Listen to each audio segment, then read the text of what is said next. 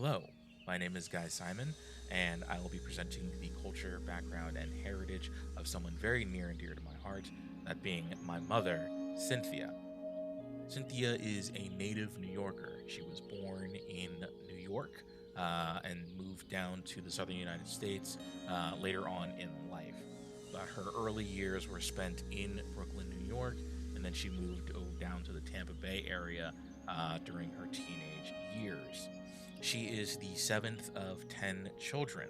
In terms of family structure and the dynamics within, there was a strict hierarchy inside the household. Being that she was the seventh, she would be responsible and look after her three younger siblings, but then she would, of course, answer to her older siblings. That hierarchy actually carries on to the present and is even reflected in my own upbringing. As the eldest sibling, it was impressed upon me that I am responsible for my younger siblings, and there's a lot of obligations that come with that. In terms of education, my mom was very education focused growing up.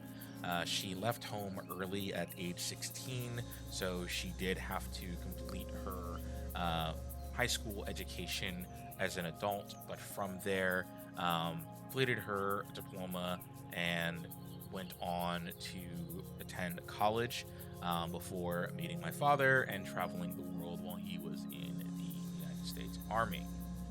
In terms of friends and influences, my mom, being a world traveler, makes friends and learns from many cultures.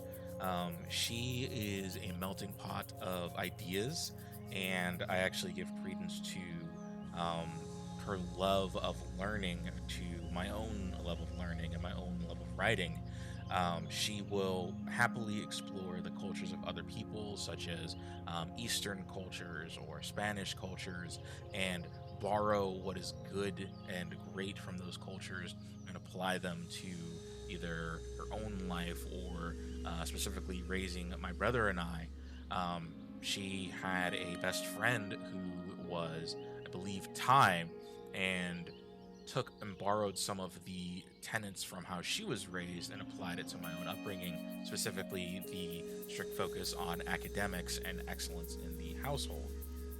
One of the things that my mother didn't have growing up was a persistent presence in the church. She did attend church on her own, Sunday school and things of that, mostly because as a kid, the local church was serving sweets. So that was an incentive for her to make the trip by herself during the weekends. However, that cultivated her own personal desire to learn more about Christ and to be a member of God's family. From there, her relationship with my father really helped him strengthen his faith to the point where he became a pastor.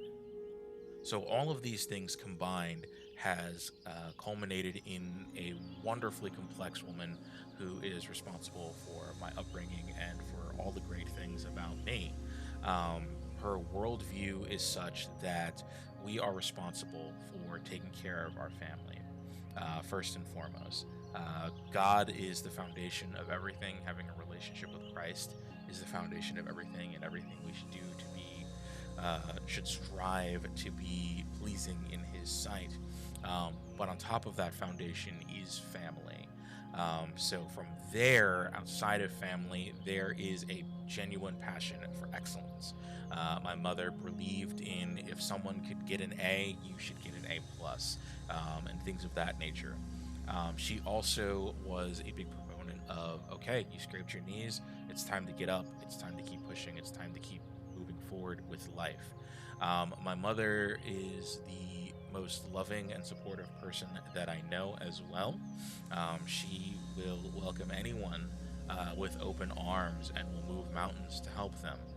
Especially if they are family. Even if it's a family member she just met 5 minutes ago, she will embrace them and love them as if they were her own child.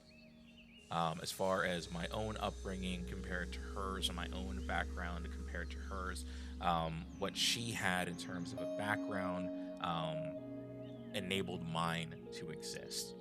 the challenges and struggles that she went through. She has voiced to me that, hey, what I lacked growing up, I gave to you.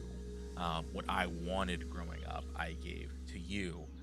So, in a sense, she passed the torch of excellence and godlyhood and loving family, and everything that she ever could want, and made that the foundation for my own upbringing. And I am exceedingly grateful for that. There are many, many more words that I could say about my mother's culture, background, and heritage, but suffice it to say, she is a phenomenal example of what it means to be a Christian woman, a Christian mother, a Christian spouse, and just a Christian overall. And I am honored to be able to call her my mother. Thank you so much for watching, and I hope you enjoyed.